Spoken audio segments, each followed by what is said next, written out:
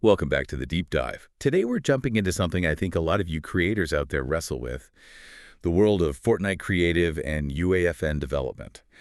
And there's this one statistic that just blew my mind when we started researching. Oh, yeah. What was it? Okay, get this. There's something like, 213,000 maps in Fortnite Creative, around that number, but over 96% of them have literally zero active players. Wow. Yeah, that's stark, isn't it? It really is. Zero players. It just hammers home that point, you know. You can build the most amazing game, pour everything into it, but if nobody finds it, if it doesn't connect with the right people, well, it's like it never existed. Exactly. And it's not always about quality, is it? Sometimes really promising games just vanish because they missed their audience. Precisely. It's often that disconnect. Poor marketing, maybe, or just not understanding who the game is truly for. Okay, so that's our mission today, right? We want to give you a bit of a shortcut, help you cut through all that noise in Fortnite Creative, and really nail down your ideal target audience. Yeah, let's do it. We'll dig into why it's way more than just demographics, how you can actually use the data you have access to, and, some real strategies to get players in and keep them coming back. Perfect. So let's start with that big idea. The difference between just knowing demographics and truly understanding your audience. Right. This is a really common mix-up, especially for maybe newer devs. Yeah, you hear people say, oh, my game's for 18 to 24-year-old guys who like strategy. Exactly. But someone like Mitchell Smallman, he points out that just boxing your audience into genre, age, gender, platform, it's super limiting. How so? I mean, isn't that kind of useful as a starting point? Well, it can be, but it can also really muddy the waters for your actual game design. He uses this great match 3 example. A puzzle game. So on the surface, you look at the broad demographic, it looks like, okay, maybe 40-year-old women, like 70% female players. That's the stereotype, right? Right, I've heard that. But if you actually dig into the psychology of those players, you find there are like 7 distinct groups within that demographic. 7 different types of match 3 players. Yeah. And here's the kicker. The group with the highest lifetime value, the ones who spend the most time and money, it's actually 38% male. No way. So relying only on that initial demographic, you'd completely miss your most valuable players. Exactly.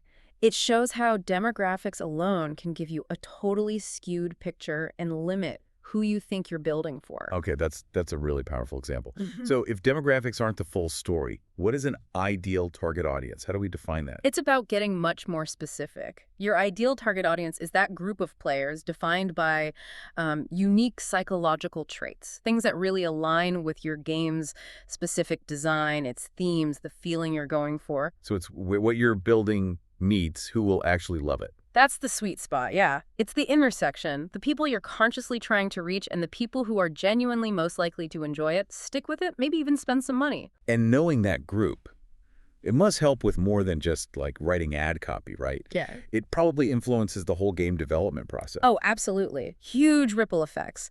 Knowing that ideal audience helps you, first off, validate your own gut feelings. You can tailor mechanics, art style, themes directly to what they prefer. Less guesswork. Way less guesswork. It reduces the risk of building something nobody wants.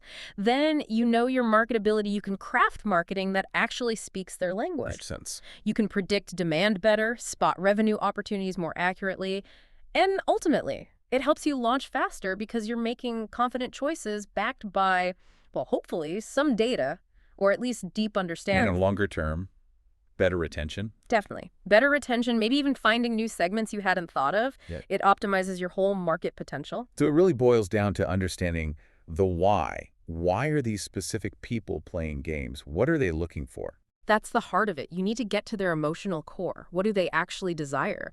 Is it just chilling out? Is it intense competition? Connecting with friends? Or solving puzzles or building things. Exactly. What are their values, their habits, passions, personalities?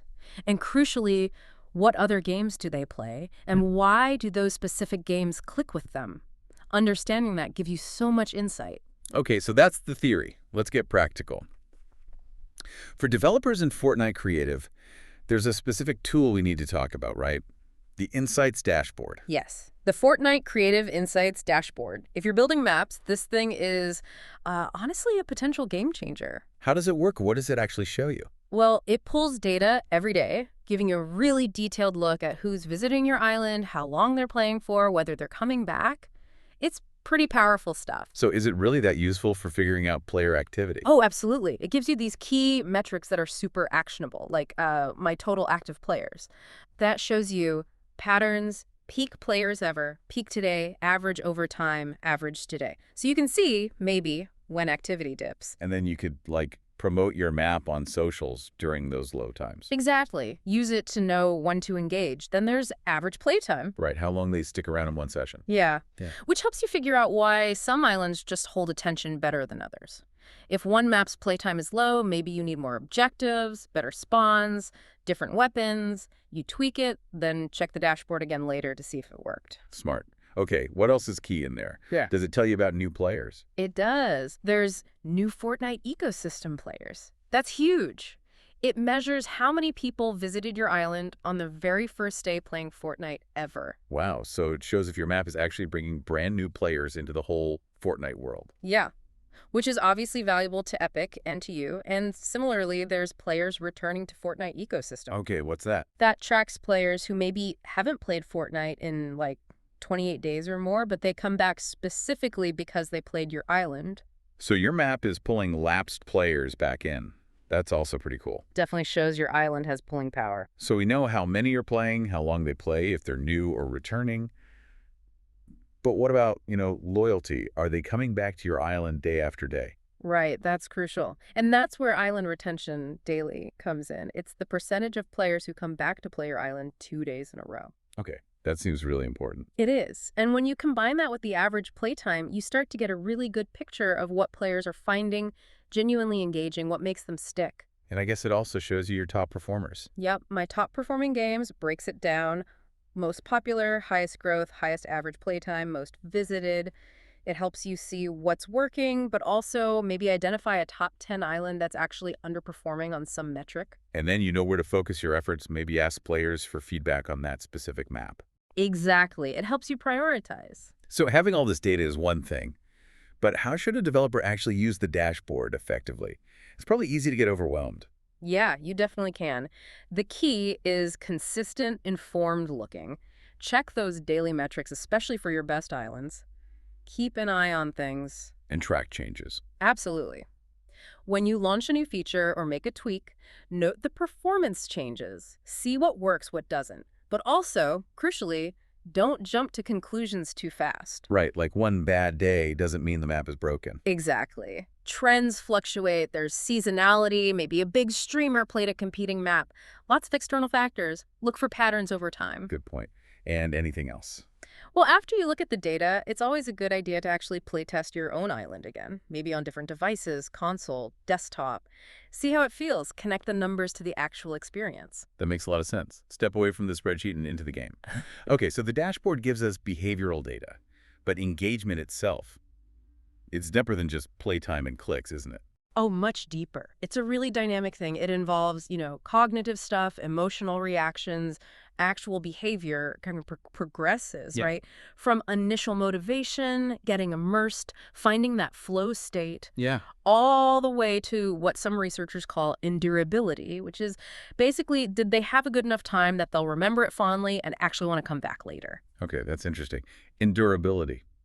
But how on earth do you measure all that cognitive emotional stuff? I've heard about labs using, like, heart rate monitors and brain scans. Right. Big studios might use physiological signals, heart rate, skin conductance, even EEG for brainwaves, or eye tracking.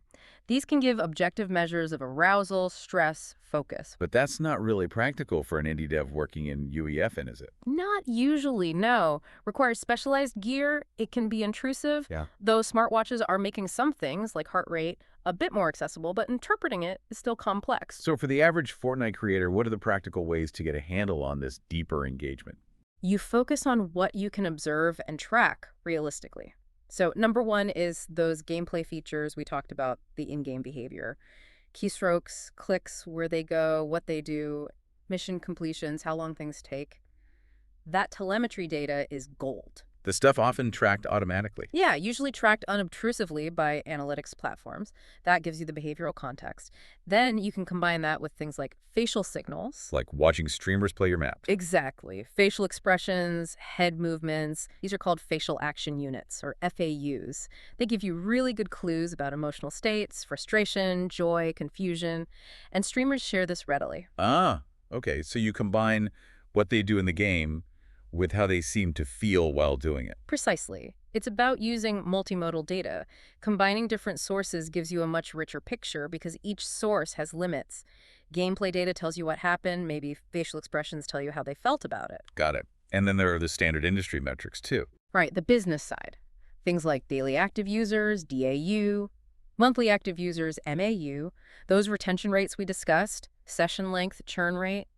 Those are crucial for just quantifying engagement in business terms. Okay, this is all making sense. We know who we're aiming for. We know how to use data to see if we're hitting the mark. Now, how do we actually succeed in Fortnite Creative? Because going back to that 96% stat, discovery is clearly the elephant in the room. It's the huge challenge, yeah. So strategy one, maybe the most fundamental, build what you're passionate about and what you're good at. Seems obvious, but why is it so important? Because that passion comes through. If you love building competitive box fights or intricate death runs or narrative adventures, that authenticity resonates. It leads to more unique ideas, more frequent updates because you want to work on it, more enthusiasm. That builds loyalty. Okay, but passion alone doesn't get you players if no one sees the map. How do you crack discovery? Right. So one path is tackling trends. Building popular genres. Box fights, death runs, tycoons are big ones. Like those YouTuber tycoon or weapon tycoon maps? Exactly. They tap into familiar loops. But the trick is, you can't just copy. The successful ones often add a Fortnite twist. Like, YouTuber Tycoon wasn't just passive clicking. It had supercars, helipads, Fortnite's craziness.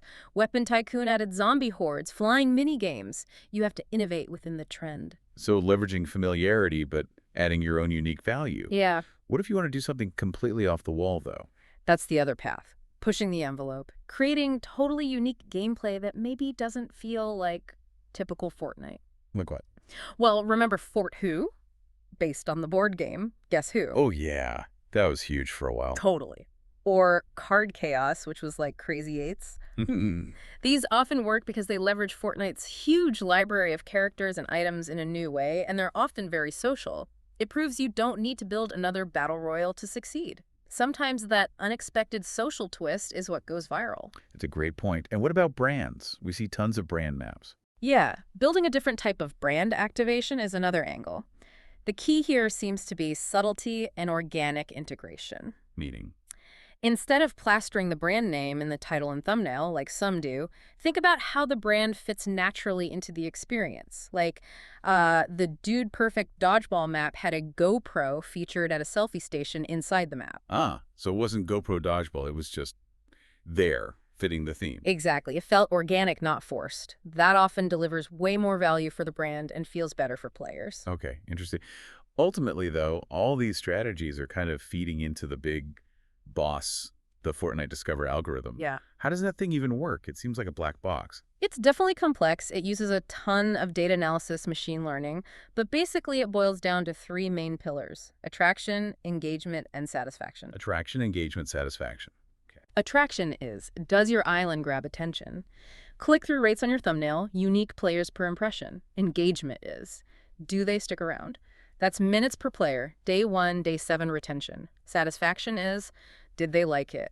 Ratings, favorites, recommendations. And there are other factors, too. Yeah, they also talk about a sophistication score. Like, how technically advanced is your island? Does it use new UEFN features, verse scripting, and an island embedding framework which helps it recommend similar islands? Okay, wow. So how can creators actually, influence this algorithm? What are the actionable tips? Right. For attraction, it's all about that first impression. Eye-catching thumbnail, compelling title. A/B test them if you possibly can. Clear description, relevant tags. Make it easy to click. Exactly. For engagement, maximize those minutes per player. Have meaningful progression, good rewards. Really focus on day 1 and day 7 retention. Find out where players are dropping off and fix it. And satisfaction. Boost satisfaction by just making a high-quality, fun game. Actively gather feedback. Make it easy for players to favorite or recommend your island if they enjoy it. What about that sophistication score? To enhance sophistication, Yeah. yeah, try incorporating more advanced features. If you can learn Verse, Epic's coding language for UAFN, that allows for really custom mechanics animations that can help. And keep checking the data. Absolutely. Utilize analytics. Keep going back to that insights dashboard. Let the data guide your changes. And the last point is just iterate continuously. Keep updating, keep tweaking based on feedback and what's trending. The best maps are never truly It finished. sounds like having a proper plan, not just throwing maps out there, is pretty critical then. Oh, for sure. A structured marketing plan, like the big studios use, even on a smaller scale, is vital. Thinking about pre-launch buzz, how you'll optimize for discovery, how you'll keep players engaged long-term, it needs a strategy. Okay, before we wrap this up, let's do some quick-fire do's and don'ts for Fortnite creators. What are the absolute must-dos? Okay. Do engage with your community, be on Discord, socials, listen. Do collaborate with influencers if you can. Huge visibility boost. Do iterate based on feedback, show players you're listening. And do follow the Fortnite creator rules, stay eligible, build trust. Got it. And the big don'ts. What should people avoid? Don't overcomplicate your core mechanics. Keep it intuitive. Don't ignore your analytics that data is telling you something. Don't neglect marketing and promotion. Even great maps need help. And maybe most importantly, don't create just for money. Why that last one? Because players can tell. If there's no real passion, no genuine fun baked in because you actually enjoy it, it's hard to build that loyal following. Lack of passion is palpable. Makes sense. So building something that lasts, building longevity, it's more than just the launch. Way more. Consistent updates are key. Keep it fresh. Foster a positive community. Manage toxicity. Encourage respect. And reward loyalty. Maybe shout-outs, maybe small in-game perks for dedicated players. Keep them feeling valued. Wow, okay. That was definitely a deep dive into finding, understanding, and keeping your audience in Fortnite Creative and UAFN. We've covered moving past simple demographics to psychological traits, using tools like the Insights dashboard, and strategies for discovery and engagement with the algorithm in mind. It's definitely a challenge out there, no doubt about it. That 96% number is real. But the tools, the insights, they are available. And, every single hit map, whether it was Fort Who or a massive tycoon, started as just an idea and someone's dedication to connect with players. Absolutely. So here's your action item from today's deep dive. Go look at your own Fortnite Creative Insights dashboard. If you haven't lately, really dig in. Then pick just one key metric you want to improve. Just one. Yeah, maybe average playtime or day one retention. Exactly. Pick one. And then brainstorm. How could you use player feedback or maybe test a new thumbnail or tweak a mechanic to move the needle on that one metric and reach your ideal players just a little bit better? Start small, focus, and iterate. Perfect way to put it. What's the one thing you can take away from this and apply today? Think about it. Thanks for joining us on the Deep Dive.